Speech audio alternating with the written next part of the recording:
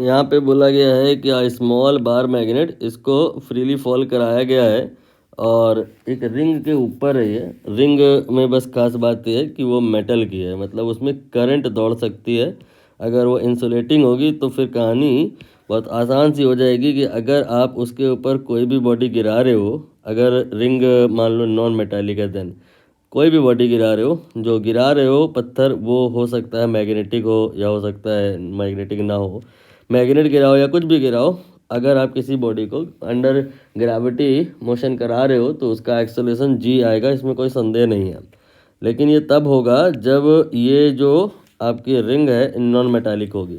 But अगर ये metallic है तो इसमें करंट आ सकती है और यहाँ आएगी। कब आएगी? जो अगर ये मैग्नेट आप गिरा रहे हो तो ये मैग्नेट क्या करता है, फील्ड लाइंस जनरेट करता है। ये ऐसे क्या करता है, फील्ड लाइंस जनरेट करता है। तो ये जब मैग्नेट अप्रोच करेगा इस रिंग को धीरे धीरे नीचे की तरफ, तो field lines through this coil engage होने लग जाएंगी, बढ़ने लग जाएंगी। फील्ड लाइंस के चेंज होने की वजह से फैराडे लॉ आपने अगर पढ़ा हो तो मतलब होता है फ्लक्स चेंज हो रहा है। जो फ्लक्स चेंज होता है तो फिर वो करंट डेवलप होती है। यहाँ पर करंट के पैदा होने से क्या होगा कि ये इटसेल्फ एक मैग्नेट का रूप ले लेगी। यहाँ पर अब ये जो कॉइल है ये अप्रत्यक्ष रूप से एक मैग्नेट की तरह बिहेव करेगी और उस मैग्नेट का जो प्रकृति होगा, ये लेंज लॉ से बहुत आसानी से समझ में आ जाएगा कि ऐसा होगा कि वो इसके मोशन को रजिस्ट करेगा। रजिस्ट करने का मतलब ये जो नीचे आना चाह रहा है मना करेगा, कहेगा ना आओ। तो यहाँ पर ये जो आपका कॉइल है इसका जो टॉप साइड है it will behave like north pole. तो ये जो नॉर्थ है इस नॉर्थ को रिपेल करेगा और एक अपवर्ड डायरेक्शन में force, you can say magnetic interaction हो जाएगा between metallic ring and magnet.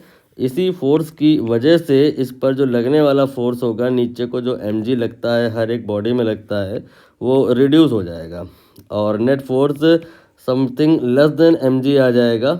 और जो एक्सेलेरेशन आएगा that will be net force and then divided by m, तो ये लेस देन g आएगा।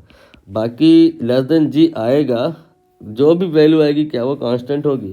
तो इसका जवाब है कि कांस्टेंट नहीं होगी। रीज़न बीइंग कि यहाँ पे जो फ्लक्स इंगेज होगा इसका वो यूनिफॉर्म नहीं होगा। मतलब ऐसा नहीं होगा कि जैसे मान लो ये धीरे धीरे नीचे आए तो इक्वल अमाउंट में फ्लक्स इंक्रीज करे, नहीं।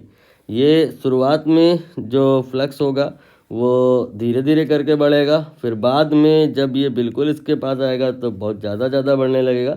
मतलब rate of increase of the flux will not be uniform, due to that here current will not be uniform, due to that this force will not be uniform, due to this acceleration whatever be the value it is very sure will be less than G, but it will not be uniform. तो less than G and non uniform.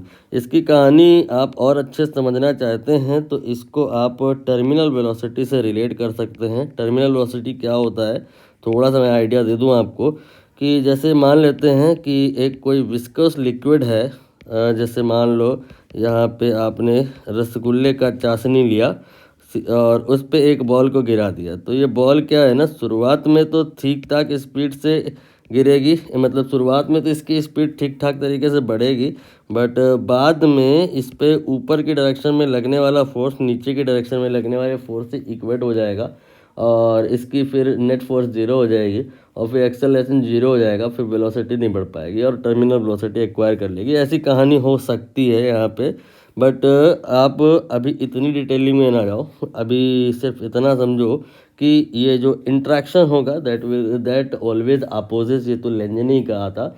तो उसी oppose के चक्कर में जो acceleration आएगा magnet का नीचे गिरते वक्त का, that will be lesser than G. तो यहाँ जी के बराबर नहीं होगा। ये सिर्फ तब होता जब या तो ये मैग्नेट ना होता, जो अगर ये मैग्नेट होता तो ये कंडक्टर ना होता, मेटालिक ना होता, नॉन मेटालिक होता, तो फिर करंट ना पैदा हो पाती और फिर मैग्नेटिक इंट्रैक्शन ना हो पाता। दैट टाइम ये आंसर पॉसिबल था, बट यहाँ ये पॉसिबल नहीं है।